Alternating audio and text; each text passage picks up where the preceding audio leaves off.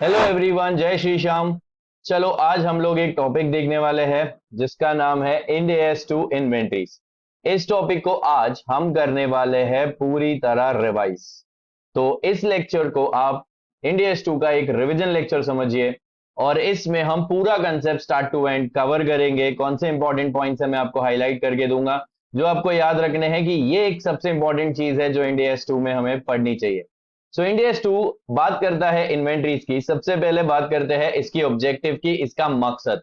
Indians to लाने के पीछे क्या मकसद था अकाउंटिंग स्टैंडर्ड बनाने वाले कमिटी का। सो इंडियस टू लाने के पीछे सबसे पहला मकसद था prescribe the accounting treatment for inventories, कि जो इन्वेंट्रीज होती है इनकी अकाउंटिंग ट्रीटमेंट कैसे होनी चाहिए, इन्हें बुक्स ऑफ अकाउंट्स में रिकॉर्ड कैसे करना चाहिए, रिकॉग्नाइज डी रिकॉग्नाइज कब कैसे करना चाहिए, इन्हें असेट मानना चाहिए या एक्सपेंस मानना चाहिए, something like that. The entire accounting treatment is prescribe by Ind AS two. इसके अलावा हमें गाइडेंस दिया जाएगा, ठीक है, guidance for determining cost of inventory, जो भी इन्वेंट्री है उसकी कॉस्ट कितनी। फिर जो हम लोगों ने इन्वेंट्री को एक, आपको भी पता है इन्वेंट्री को हम करंट असेट में दिखाते हैं, तो क्या उसको बाद में हमें एज एन एक्सपेंस रिकॉग्नाइज करना है और कब करना है, ये इंड एस टू ने बोला है।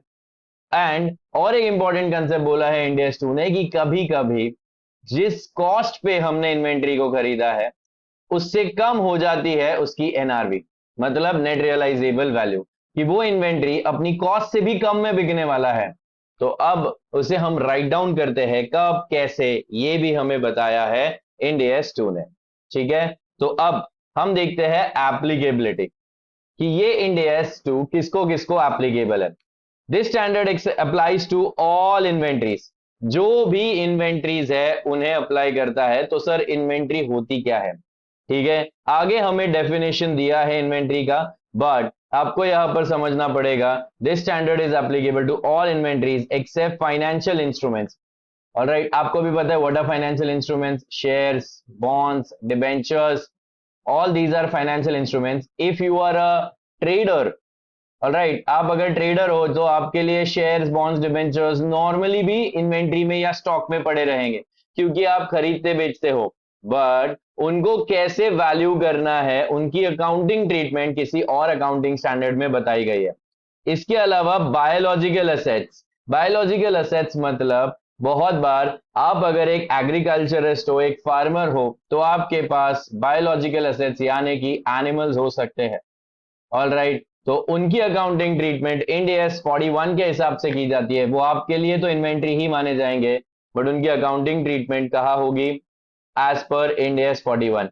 इसके अलावा जो भी बिजनेसमैन डील करता है गुड्स एंड सर्विसेज में, तो वो गुड्स उसके लिए बन जाएंगे inventory.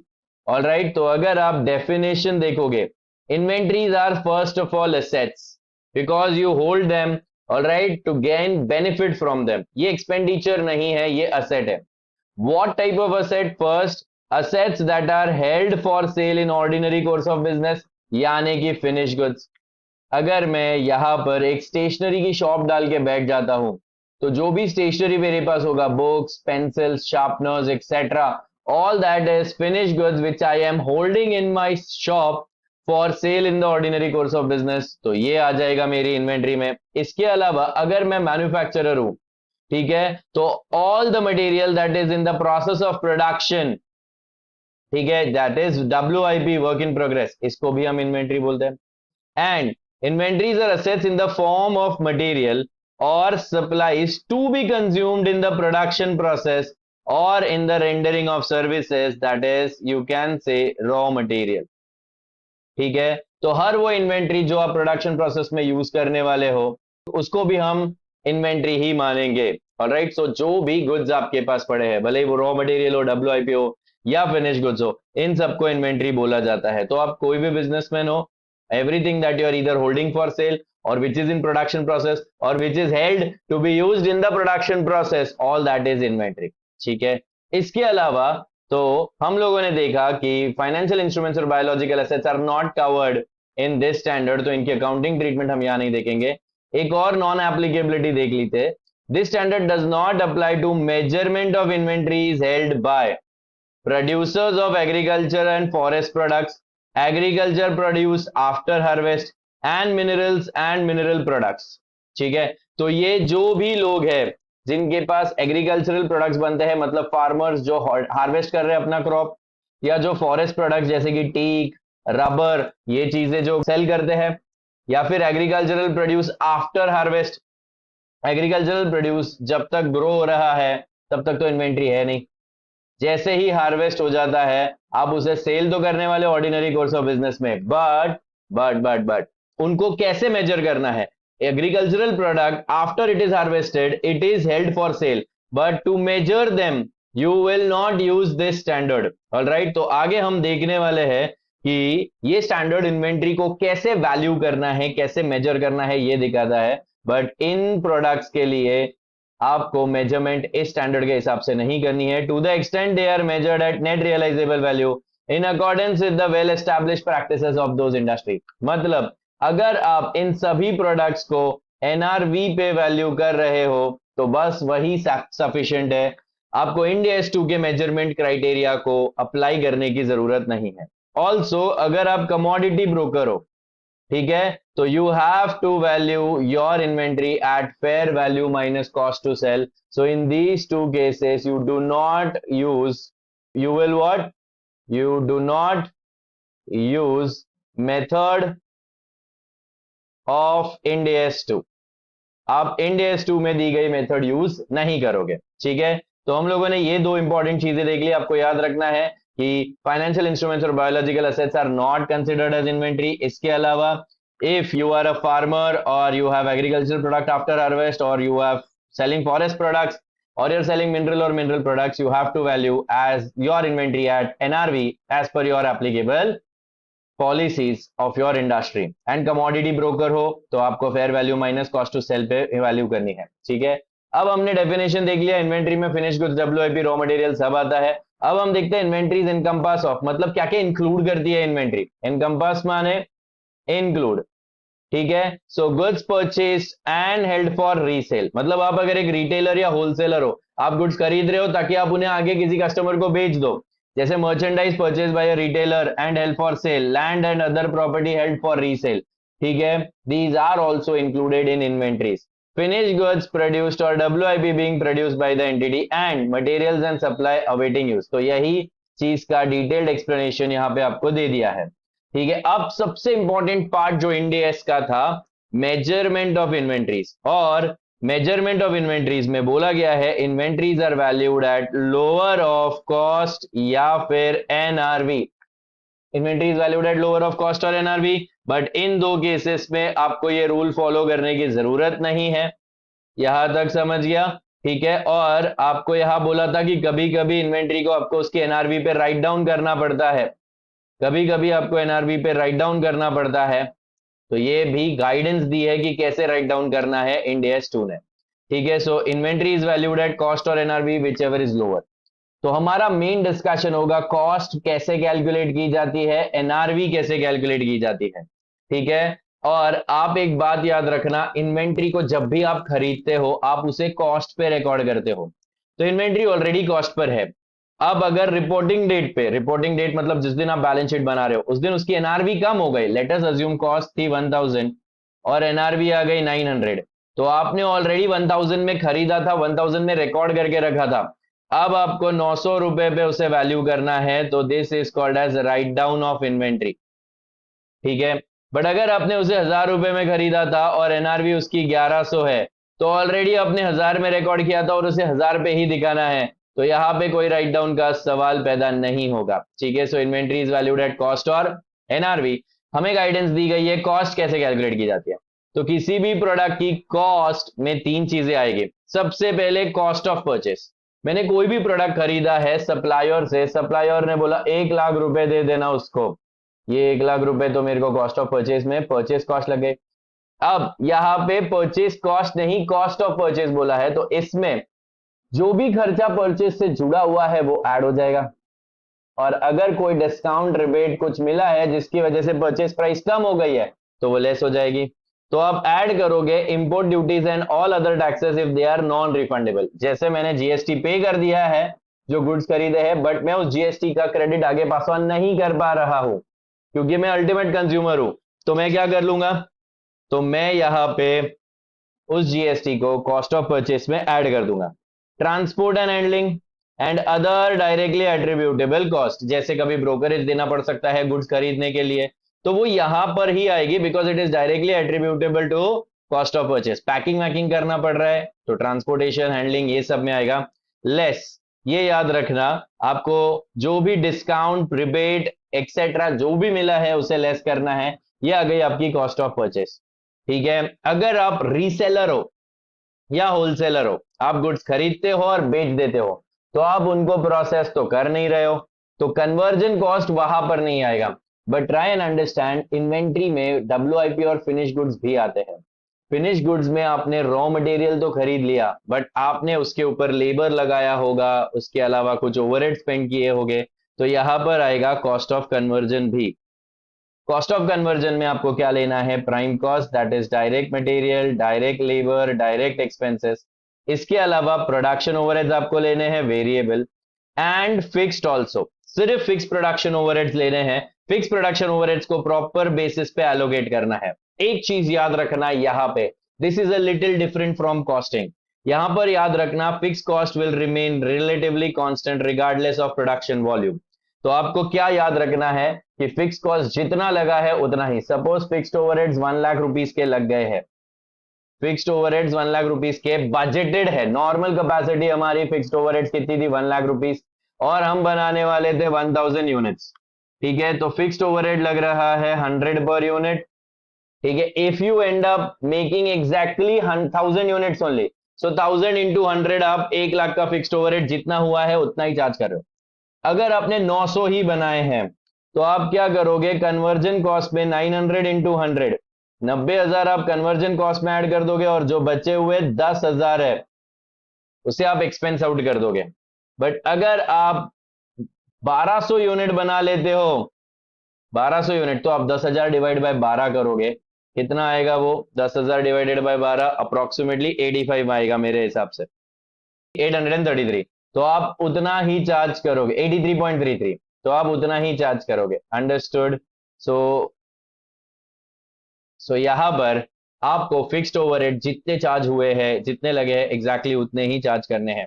And any other cost, any other cost मतलब कोई भी खर्चा जो इस पर्टिकुलर इन्वेंट्री को अपनी प्रेजेंट लोकेशन और कंडीशन में लाने के लिए किया गया है। तो मैंने उसको रॉ मटेरियल को खरीद के ट्रांसपोर्ट का खर्चा करके अपनी फैक्ट्री तक तो लेके आया, बट अब वो डब्ल्यूआईपी बन चुका है। तो डब्ल्यूआईपी मतलब उसकी जो प्रेजेंट कंडीशन है, 60% कंप्लीट हो गया है वो प्रोडक्ट, तो 60% कंप्लीट करने के लिए उस पर जो भी खर्चा किया था वो हमें ऐड करना पड़ेगा। Understood. So this is how you calculate the cost. अब जो इंक्लूडेड है वो तो नॉर्मल है। आप सबसे इंपॉर्टेंट चीज याद रखो, आपको ये याद रखना है कि कॉस्ट में क्या क्या एक्सक्लूड होता है। Cost to be excluded in inventory valuation and recognised as expense. सबसे पहले any abnormal wasted materials, labour and other production cost. कोई भी एबनॉर्मल खर्चा आप इन्वेंट्री के ऊपर चार्ज नहीं करते हो, वो आपका लॉस मानना पड़ेगा आपको उस पीरियड का, और पीएनएल में डालना पड़ेगा डायरेक्टली। स्टोरेज कॉस्ट आप कभी भी इन्वेंट्री में ऐड नहीं करोगे अगर रेगुलर मटेरियल है, बट अगर उस प्रोडक्ट को बनाने में ही आपको उसे कई टाइम, बहुत ज्यादा देर के लिए स्टोर करना पड़ रहा है, जैसे अगर आपको वाइन बनानी है तो उसे शायद 3 साल के लिए स्टोर करना पड़ रहा है, अगर आपको चीज बनाना है और उसे 2 साल के लिए स्टोर करना पड़ रहा है, I don't know, I am just giving a random example, तो it is necessary for the production process, तब आप स्टोरेज कॉस्ट को कॉस्ट ऑफ इन्वेंट्री में इंक्लूड करोगे। बट अगर आप ऐसा मटेरियल बना रहे हो जो रेगुलरली बन रहा है, ज्यादा स्टोर करने की जरूरत नहीं है, ठीक है, फास्ट मूविंग कंज्यूमर गुड्स बना रहे हो, तो स्टोरेज कॉस्ट नहीं आएगी। एडमिन ओवरहेड्स कभी नहीं आएंगे, सिर्फ और सिर्फ प्रोडक्शन ओवरहेड्स आएंगे, वेरिएबल भी और फिक्स भी। सेलिंग कॉस्ट भी कभी नहीं आएगी इन्वेंट्री वैल्यूएशन में, बिकॉज इन्वेंट्री की वैल्यूएशन हमें उसकी प्रोडक्शन कॉस्ट पे करनी है, समझा, ना कि उसकी सेलिंग कॉस्ट। सेलिंग कॉस्ट बेचते वक्त लगेगी, एडमिन कॉस्ट ऑफिस चलाने के लिए लग रही है, समझे। ठीक है, तो ये था हमारा कॉस्ट कैसे कैलकुलेट की जाती है। अब हमें देखना है नेट रियलाइजेबल वैल्यू। ठीक है, it refers to the net amount that an entity expects to realize from the sale of the inventory in the ordinary course of business। ये एंटिटी स्पेसिफिक वैल्यू है। इसका मतलब अगर मेरे पास 100 यूनिट्स पड़े हैं जिन्हें मैंने बाई किया होगा 10,000 रुपीज में, ठीक है, और अब मुझे इसकी एनआरवी निकालनी है, तो यही 100 यूनिट्स आज मार्केट में भी बिक सकते हैं, मार्केट में भी मिल रहे होंगे, शायद मार्केट में 12,000 में मिल रहे हैं, बट मेरे पास जो 100 यूनिट्स बचे हैं उनको मैं एक्सपेक्ट करता हूं कि ऑर्डिनरी कोर्स ऑफ बिजनेस में 11,500 में मैं अभी जो पड़े हैं वो सेल कर सकता हूं। So this is the amount I am expecting to realise from sale. ठीक है, बट नेट अमाउंट चाहिए। बेचने के लिए मुझे 300 रुपए का कमीशन देना पड़ेगा, तो नेट अमाउंट आ रही है 11,200। तो अब याद रखना मार्केट में ये कितने में बिक रहा है, ये जनरल प्राइस हो गई। Net realisable value entity specific निकालनी पड़ती है कि मेरे यूनिट्स बिक के मेरे पास कितना पैसा बचेगा। अंडरस्टूड। सो ये सबसे पहली चीज याद रखना, व्हाट इज एनआरवी डेफिनेशन मत भूलो। अब इसमें आपको याद रखना है कि कैसे कैलकुलेट किया जाता है। सिंपल, आपको क्या निकालना है, एक्सपेक्टेड, आपको निकालना है एक्सपेक्टेड सेल प्राइस। तो आप लो estimated selling price of your product minus necessary cost to make the sale and minus estimated cost of completion. अगर वो कंप्लीट प्रोडक्ट है, फिनिश गुड्स है, सपोज फिनिश गुड्स है जिनका मैं एक्सपेक्ट कर रहा हूं कि मैं 15,000 में बेच दूंगा, ठीक है, तो कंप्लीट तो है, तो कंप्लीशन कॉस्ट 0 लग रही है, और बेचने के लिए मुझे 200 रुपए का कमीशन देना पड़ेगा, तो 14,800 is the net realisable value. But अगर प्रोडक्ट सेमी फिनिश्ड है, एस्टिमेटेड सेलिंग प्राइस है 15,000, ठीक है, necessary cost to make the sale is this much, but product incomplete है और कंप्लीट करने में 2,000 का खर्चा भी होने वाला है, तो आपको 15,000 मिलेंगे, बट वो कमाने के लिए आपको 2,000 का खर्चा करना पड़ेगा प्रोडक्ट को कंप्लीट करने का, और 200 रुपए खर्चा करना पड़ेगा प्रोडक्ट को बेचने का, तो यहां पर आ जाएगा 12,800। समझा? यहाँ पे इस तरह से कैलकुलेट की जाती है एनआरवी। सो अब हम लोगों ने देखा कि inventory is valued at cost और NRV whichever is lower. Cost में 3 चीजें आती है, cost of purchase, cost of conversion and other cost. Taxes तभी लेने हैं जब नॉन रिफंडेबल हो, डिस्काउंट अगर सच में मिला है तो माइनस करना है, ठीक है। फिक्स्ड ओवरहेड जितने लगे उतने ही चार्ज करने हैं, अंडर ओवर एब्जॉर्प्शन को ध्यान में रखते हुए भी आपको उतने ही चार्ज करने हैं, ओवर एब्जॉर्ब हो गए तो फिक्स्ड ओवरहेड ज्यादा चार्ज नहीं करने हैं, and any other cost to bring the product in its present location and condition. इसके अलावा हम एबनॉर्मल कोई भी खर्चा ऐड नहीं करते, स्टोरेज का खर्चा ऐड नहीं करते unless it is a part of production process, storage, admin का कॉस्ट या ओवरहेड कभी नहीं, और सेलिंग कॉस्ट भी कभी नहीं। फिर हमने देखा what is NRV. NRV is the net amount that we are expecting to receive if we sell our product. Net amount माने हमारी estimated selling price minus cost of completion, estimated cost of completion minus estimated cost necessary to make the sale, ठीक है। अब कुछ चीजें याद रखना, fair value reflects the price at which an orderly transaction to sell the same inventory in principal or most advantageous market for that inventory would take place between market participants at measurement date, not an entity specific value। मतलब मेरे पास अगर 10,000 units पड़े हैं और मैं उनको best वाला मार्केट, मेरे लिए जो मोस्ट एडवांटेजियस मार्केट है वहां पे 15,000 में बेच सकता हूं।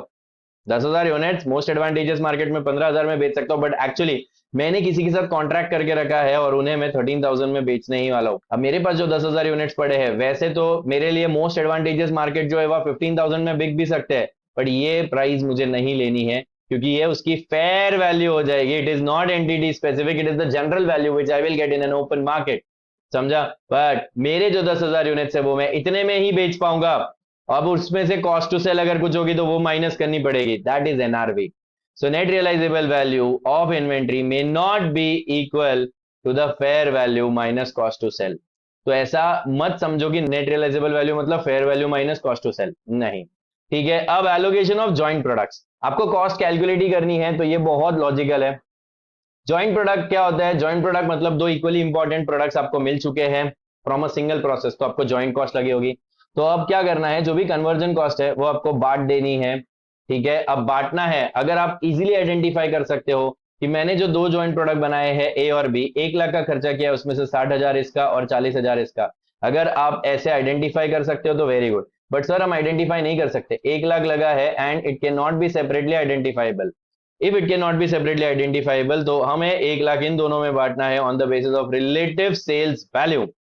The joint cost allocated between the products on the basis of relative sales value. इसकी सेल्स वैल्यू 1.2 लाख है, इसकी सेल्स वैल्यू 80,000 है, तो यहाँ पे 3:2 में बांट दो 1 लाख रुपए। समझा यहाँ पे? नेक्स्ट अब बात करते हैं बाय प्रोडक्ट की। बाय प्रोडक्ट अगर मटेरियल है, अच्छा खासा बड़ा प्रोडक्ट है, तो उसे जॉइंट प्रोडक्ट ट्रीट करो और जॉइंट प्रोडक्ट की तरह ही रूल अप्लाई करो। बट बाय प्रोडक्ट अगर इमटेरियल है, छोटी वैल्यू का बाय प्रोडक्ट मिला है हमें, तो सबसे पहले by product is measured at net realisable value. By product को हमेशा एनआरवी पे मेजर करो एंड जो भी उसकी एनआरवी है वो आपको जॉइंट कॉस्ट में से डिडक्ट करनी है, ये आप कॉस्टिंग में ऑलरेडी सीख चुके हो। इसी तरह से कॉस्ट एलोकेट होती है to joint products and by products. समझा यहाँ पे? अब सबसे इंपॉर्टेंट चीज, थोड़ा डिटेल में पढ़ेंगे, कॉस्ट कैलकुलेट करते वक्त किन चीजों को ध्यान में रखना चाहिए और एनआरवी कैलकुलेट करते वक्त किन चीजों को ध्यान में रखना चाहिए। Inventory cost valuation techniques. देखो, इन्वेंट्री अगर ऑर्डिनरीली इंटरचेंजेबल है, कॉस्ट कैलकुलेट करते वक्त इन्वेंट्री ऑर्डिनरीली इंटरचेंजेबल है, मतलब मेरे पास 100 यूनिट्स का स्टॉक पड़ा है, मैं उसमें से कोई भी उठा लूं, मुझे फर्क नहीं पड़ता, सारे आइडेंटिकल है। समझा? सो 100 यूनिट्स में से मैंने 40 यूनिट्स खरीदे होंगे 200 रुपए पे, 60 यूनिट्स खरीदे होंगे 300 रुपए पे, तो मेरे पास 100 यूनिट्स पड़े हैं। अब मैंने ना उनको मिक्स कर दिया, मुझे नहीं मालूम 200 वाला कौन सा और 60 वाला और 300 वाला कौन सा है। ठीक है, तो अब अगर ऐसा है तो हिस्टोरिकल कॉस्ट मेथड बोलती है आई कैन यूज फीफो और weighted average to calculate the cost of inventory, कि ये 100 में से अगर 20 यूनिट्स इन्वेंट्री में बचे हैं तो क्या वो 200 वाले हैं, क्या वो 300 वाले हैं। फीफो यूज करोगे तो आप बोलोगे बाद में जो आया 300 वाले उतनी है वैल्यू है इनकी, वेटेड एवरेज यूज करोगे तो निकालना पड़ेगा। अंडरस्टूड? ठीक है, बट अब if the inventories are ordinarily interchangeable, आपके पास नॉन हिस्टोरिकल कॉस्ट मेथड्स भी है। पहला मेथड है स्टैंडर्ड कॉस्ट मेथड। इन्वेंट्री को उसकी स्टैंडर्ड कॉस्ट पे वैल्यू करो और standard cost is always calculated on the basis of normal levels. या फिर ये इंटरेस्टिंग मेथड है रिटेल मेथड। मेरे पास जो भी इन्वेंट्री पड़ी है, मैं क्या करूंगा, मैं उसका सेलिंग प्राइस लूंगा, उसमें से अपना जीपी मार्जिन माइनस करूंगा, जो बच गया वही उसकी कॉस्ट होगी। समझा? So cost is determined by reducing appropriate percentage of gross margin from the sales value. So these are the methods when inventory is interchangeable to calculate the cost. You can go for historical cost method, that is with the cost which is recorded in the books of accounts, या आप non historical cost method भी ले सकते हो, standard cost या retail method. But अगर inventory ordinarily not होना चाहिए था, यहाँ पे inventory not ordinarily interchangeable, inventory interchangeable नहीं है, आई कैन स्पेसिफिकली आइडेंटिफाई ये प्रोडक्ट मेरे पास 100 यूनिट्स है और उसमें से क्लियरली आइडेंटिफाई कर सकता हूं 40 यूनिट जो है वो 200 वाले हैं, अलग रखे हैं मैंने, 60 यूनिट जो है वो 300 वाले हैं। I can specifically identify, if I can specifically identify and मेरे पास अब 20 यूनिट्स का स्टॉक बचा है, 5 ये वाले और 15 ये वाले, इसमें से 5 यूनिट्स बचे हैं, इसमें से 15 यूनिट्स बचे हैं, इन 5 को मैं 200 पे वैल्यू करूंगा, इन 15 को मैं 300 पे वैल्यू करूंगा। I will use specific identification method to calculate the cost. समझा? So these were inventory valuation techniques. अब use the same cost formula for all inventories having similar nature and use. जो भी similar type की इन्वेंट्रीज है same cost formula use करो, but अगर nature अलग अलग है इन्वेंट्रीज का, मतलब रॉ मटेरियल के लिए generally same cost formula use करो, डब्ल्यूआईपी के लिए सेम। अगर रॉ मटेरियल के लिए फीफो यूज कर रहे हो तो सभी के लिए फीफो यूज करो। अगर डब्ल्यूआईपी के लिए स्टैंडर्ड कॉस्ट मेथड यूज कर रहे हो तो सभी के लिए स्टैंडर्ड कॉस्ट, सभी डब्ल्यूआईपी मटेरियल के लिए स्टैंडर्ड कॉस्ट यूज करो। समझा यहाँ पे? तो पहला पॉइंट प्रूव हो गया कि सिमिलर नेचर के है तो सेम एक ही मेथड फॉलो होगी। दूसरा पॉइंट भी प्रूव हो गया। दूसरा क्या बोल रहा है, अलग अलग वाले नेचर के लिए अलग अलग फॉर्मूलाज यूज कर सकते हो। तो मैंने रॉ मटेरियल के लिए फीफो यूज किया और डब्ल्यूआईपी के लिए स्टैंडर्ड कॉस्ट मेथड। ठीक है, अब डिस्कस करते हैं अब a few points about NRV. तो हमने कॉस्ट देख ली, कॉस्ट में आता है कॉस्ट ऑफ कन्वर्जन, कॉस्ट में आता है cost of purchase, cost of conversion, other cost. इसके अलावा हमने देखा cost can be on the basis of historical methods और non historical method. You can take FIFO LIFO और you can take standard cost और retail cost method. Retail cost याद रखना, calculate करने अगर आया तो एस्टिमेटेड सेलिंग प्राइस जो भी है उसमें से प्रॉफिट मार्जिन आपको एस्टिमेटेड प्रॉफिट मार्जिन आपको माइनस करना पड़ेगा। और अगर इंटरचेंजेबल नहीं है प्रोडक्ट्स तो आप स्पेसिफिक वैल्यूएशन मेथड यूज करो। अब एनआरवी के बारे में हमने पढ़ा था, what is NRV. NRV was estimated selling price minus estimated completion cost minus estimated cost to make the sale, that is selling cost. ये याद आया? ठीक है, तो अब एनआरवी के कुछ पॉइंट समझो। सबसे पहला point, trade discount. Trade discount जो ग्रांट किया जाता है वो क्यों किया जाता है? It is not for prompt payment. समझा? तो it is a cost necessary to make the sale and that is why इसे हम सेलिंग प्राइस में से डिडक्ट करेंगे to arrive at NRV. But अगर मैं कैश डिस्काउंट की बात करूं, कैश डिस्काउंट दिया जाता है for prompt payment, not to make the sale but to recover the money. समझा? It is not an estimated cost to make the sale, it is the cost to make recover the money, it is not deducted from selling price. अब दो तीन और important points देख लो। Changes in estimates of NRV is an adjusting event, ये याद रखना। आप रिपोर्टिंग डेट पे एनआरवी दिखा रहे हो, 500 यूनिट्स है, ठीक है, जिनकी कॉस्ट आप बोल रहे हो 2 लाख, एनआरवी बोल रहे हो 2.5 lakhs, कॉस्ट और NRV whichever is lower, आपने 2 लाख रुपए में इसे रिकॉर्ड कर दिया। और आफ्टर द रिपोर्टिंग डेट 31 मार्च आपका रिपोर्टिंग डेट था सपोज, और बुक्स ऑफ अकाउंट्स फाइनल हो रहे थे 1 जून को। इस दौरान ये पूरी इन्वेंट्री सिर्फ 1.8 लाख में बिकी, तो इट इज अ प्रूफ कि आपने एनआरवी गलत ली है। ठीक है, आपने जो इन्वेंट्री को कॉस्ट पे वैल्यू किया था 2 लाख पे, उसे अभी राइट डाउन करना पड़ेगा 1.8 लाख तक, मतलब आपको 20,000 हटाना पड़ेगा और 1.8 लाख पे इन्वेंट्री दिखानी पड़ेगी। समझा? So it why because it confirms conditions existing on the reporting date पे आपके पास जो इन्वेंट्री थी, ठीक है, अगर आपने वो इस सब्सिक्वेंट पीरियड में बेच दी तो आपको बहुत अच्छा प्रूफ मिल चुका है कि रिपोर्टिंग डेट पे क्या वैल्यू थी, क्या एनआरवी थी इस प्रोडक्ट की।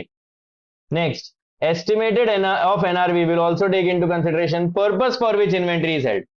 मतलब जो मैंने थोड़ी देर पहले समझाया वैसे ही, मेरे पास 5,000 यूनिट्स है स्टॉक में, जिसमें से 2,000 यूनिट्स में एक स्पेसिफिक कॉन्ट्रैक्ट के लिए यूज करने वाला हूं, और बचे हुए जो 3,000 यूनिट्स है वो अभी तक उनका कोई फिक्स्ड यूज नहीं है।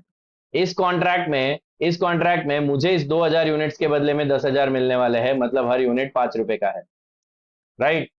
बट अभी उसकी रियलाइजेबल एनआरवी, मैंने खरीदा होगा इसे 6 रुपीज में और एनआरवी उसकी 7, तो मैं इसे 6 पे वैल्यू करूंगा। यहां तक समझा? मतलब जो स्पेसिफिक पर्पस मुझे आइडेंटिफाई हो चुका है, इन्वेंट्री की वैल्यूएशन उसी के हिसाब से होगी, क्योंकि ये 2,000 यूनिट्स कमिट हो चुके हैं उस कॉन्ट्रैक्ट के लिए, मेरे लिए उनकी वैल्यू वही है। समझा?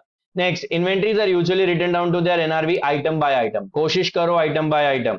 It is not appropriate to write down inventories based on a classification of inventory. पूरा रॉ मटेरियल एक साथ क्लासिफाई कर दो और जितने भी आइटम है रॉ मटेरियल की, सबकी कॉस्ट लो, सबकी एनआरवी लो और दोनों का एक ही ना, एक फाइनल अमाउंट को कंपेयर करो, ये गलत है। आपको इंडिविजुअली हर एक को कंपेयर करना पड़ेगा। ठीक है, अब सबसे इंपॉर्टेंट कंसेप्ट ये याद रखना कि जनरली हम लेते हैं इन्वेंट्री की वैल्यू लोअर ऑफ कॉस्ट और एनआरवी। समझा? ठीक है, कॉस्ट या एनआरवी दोनों में से विच एवर इज लोअर। ठीक है, और अगर एनआरवी कम है, कॉस्ट है 1 लाख, एनआरवी है 80,000, तो हम राइट डाउन करेंगे इन्वेंट्री को टू कॉस्ट। यहां तक कोई प्रॉब्लम? बट एक सिचुएशन यहां पे बहुत इंपॉर्टेंट है, material and other supplies held for use in production, raw material. ये शॉर्ट फॉर्म मैं सिर्फ आपको समझाने के लिए यूज कर रहा हूं। Writing inventories down to net realisable. मेरे पास अगर रॉ मटेरियल पड़ा है, ठीक है, मेरे पास रॉ मटेरियल पड़ा है जिसकी कॉस्ट मेरे लिए थी 10K, बट उसकी एनआरवी हो गई है 8K। ठीक है, बट रॉ मटेरियल तो मैं जाके खुले में बेचने नहीं वाला हूं, रॉ मटेरियल को मैंने लाया ही है ताकि उससे फिनिश गुड्स बन जाए। सो अगर वो जो रॉ मटेरियल है वो जिस फिनिश प्रोडक्ट में यूज होने वाला है, ठीक है, ये finish product is expected to be sold at और above cost.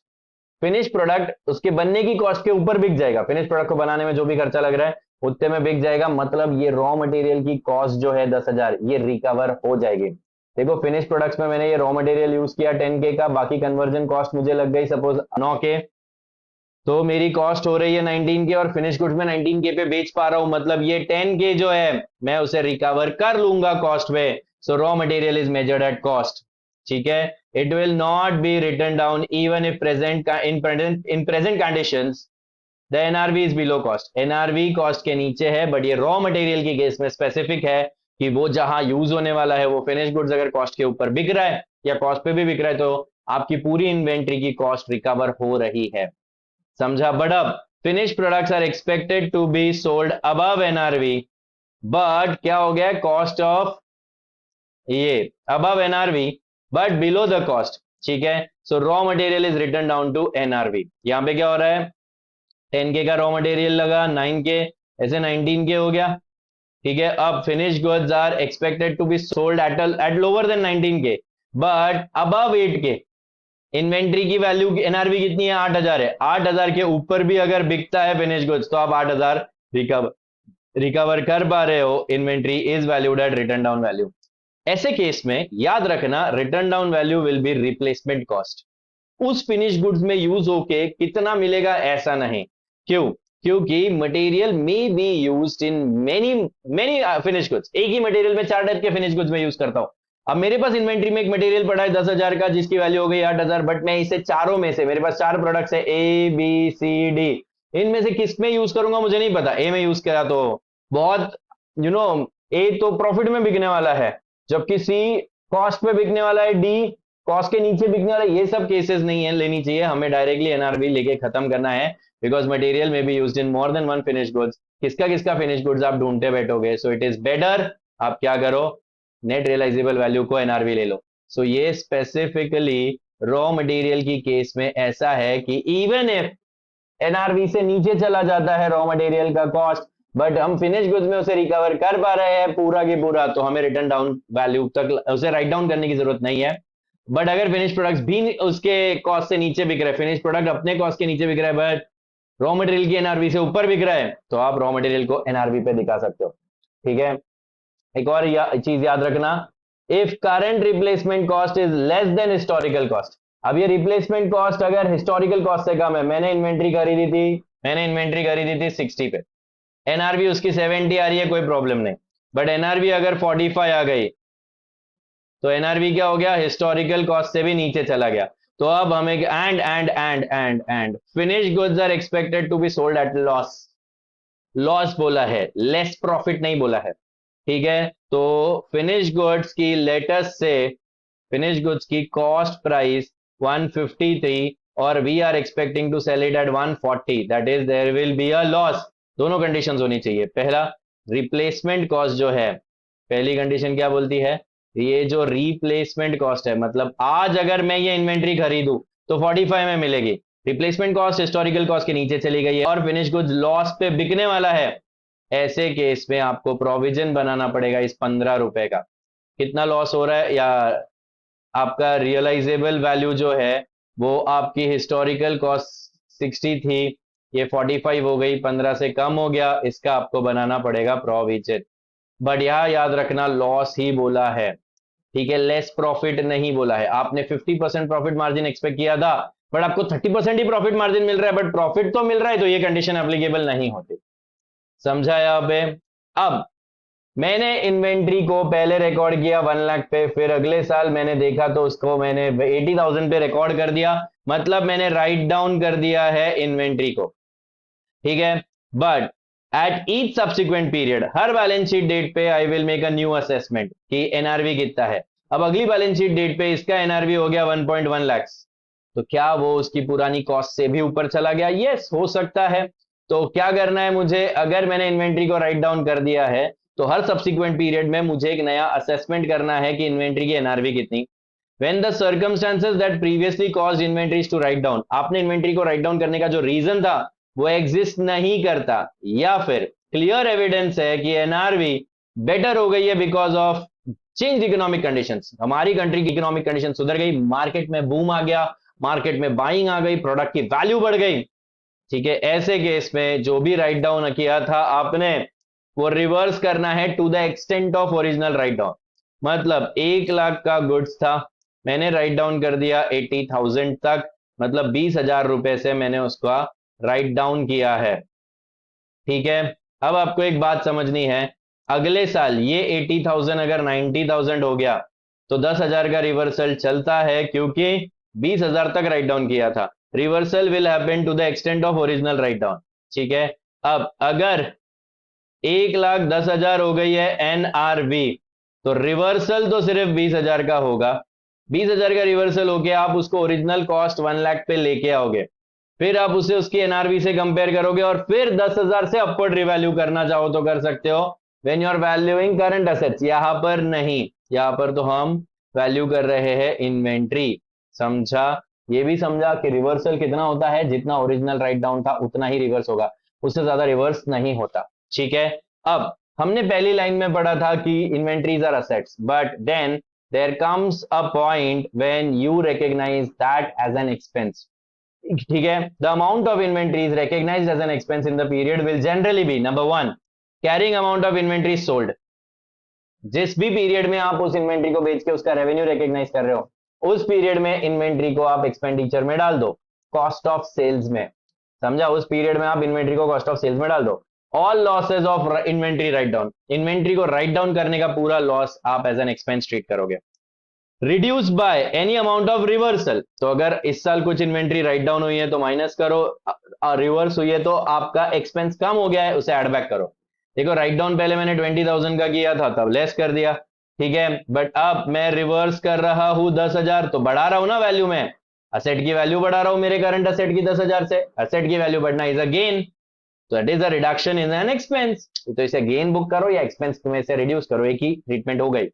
Next, inventory is allocated to another asset, then this way are recognized as an expense during the useful life of that asset through charging depreciation of that asset। अगर मैंने कोई inventory किसी asset को allocate कर दिया तो वो उसकी कॉस्ट में ऐड कर दूंगा और उस पर डेप्रिसिएशन चार्ज करते जाऊंगा, इस तरह से उस इन्वेंट्री को मैं कॉस्ट में ऐड करके डेप्रिसिएशन के थ्रू उसे पी एंड एल में एक्सपेंस ट्रीट कर रहा हूं, ठीक है। अब जो लास्ट पार्ट बचता है कि ये हमें हमेशा याद रखना है, हम फाइनल में आ चुके हैं, हम फाइनेंशियल रिपोर्टिंग कर रहे हैं तो हमें ये चीज हमेशा याद रखनी है कि हर अकाउंटिंग स्टैंडर्ड क्या डिस्क्लोजर्स देने बोलता है।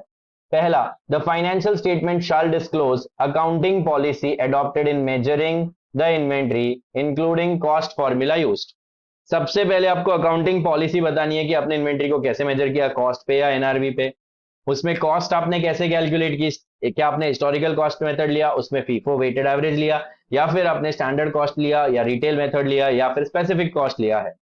The total carrying amount of inventories and the carrying amount in classification appropriate to inventory, total carrying amount कितना और इंडिविजुअली मर्चेंडाइज का कितना, प्रोडक्शन सप्लाईज का कितना, मटेरियल का कितना, फिनिश गुड्स का कितना, ऐसे, ठीक है। The inventories of service provider के इन्वेंट्री में तो डब्ल्यूआईपी भी हो सकता है।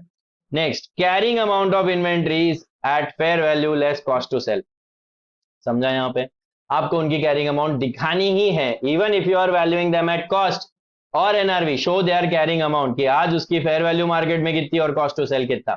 कभी कभी fair value minus cost to sell can be equal to NRV also, समझा यहाँ पे। अमाउंट्स रिकॉग्नाइज्ड इन प्रॉफिट और loss, the amount of profit and loss में क्या जाता है, एक्सपेंस जितना भी आपने इस साल किया है, राइट डाउन जो भी किया है वो डेबिट हो जाएगा, ये दोनों एक्सपेंस ट्रीट हो जाएंगे, रिवर्सल कुछ भी किया है तो वो आपको इनकम ट्रीट करना पड़ेगा या फिर एक्सपेंस में से कम करना पड़ेगा। In addition, disclosure is required of the circumstances और events that led to reversal, ये इंपॉर्टेंट है, याद रखना, रिवर्सल कितना किया ये बोल के नहीं चलेगा, क्यों किया ये भी बताना पड़ेगा। और सबसे इंपॉर्टेंट, अगर आपने कोई भी इन्वेंट्री को प्लेज किया है एज सिक्योरिटी फॉर लाइबिलिटीज, कोई लोन लिया है उसके बदले में आपने इन्वेंट्री को क्या करके रखा है, प्लेज करके रखा है, तो आपको इसकी कैरिंग अमाउंट को भी डिस्क्लोज करना पड़ेगा। सो विद दिस हमारा ये जो डिस्कशन था ये पूरा हुआ अबाउट व्हाट, इंडेस टू इन्वेंट्रीज, क्या क्या इंपॉर्टेंट था, रॉ मटेरियल के बारे में याद रखना, एनआरवी के नीचे जाने के बावजूद कभी कभी हम रॉ मटेरियल को इस सिचुएशन में क्या नहीं करते, हम राइट डाउन नहीं करते टू एनआरवी, ठीक है। फिर cost valuation techniques, historical, non historical and when products are not interchangeable देख लो। जॉइंट बाय प्रोडक्ट में नॉर्मल कॉस्टिंग वाला ही रूल अप्लाई किया है, बट इसमें जॉइंट में याद रखना रिलेटिव सेल्स वैल्यू है, कॉस्टिंग में और 2-3 मेथड्स होंगे, यहाँ पर नहीं है, ठीक है। एंड लास्ट सबसे इंपॉर्टेंट, एनआरवी का formula, estimated selling price minus estimated cost of completion and estimated cost necessary to make the sale. और फाइनली आप कॉस्ट कैसे कैलकुलेट करोगे, कॉस्ट कैसे calculate, cost of purchase, conversion cost, other cost, cost of purchase, cost of conversion में क्या आएगा, prime cost and production overheads only, variable नहीं, fixed, sorry variable भी और फिक्स भी, फिक्स जितना है उतना ही लगेगा, ओवर एब्जॉर्प्शन नहीं करना है, ठीक है। एक्सक्लूड क्या क्या होता है, एबनॉर्मल वाला एक्सक्लूड हो जाता है, और क्या एक्सक्लूड हो रहा था बच्चों, ठीक है, abnormal wastage, storage cost, if not necessary admin and selling हमेशा एक्सक्लूड हो गया। So with this, we are done with the revision of Ind AS 2.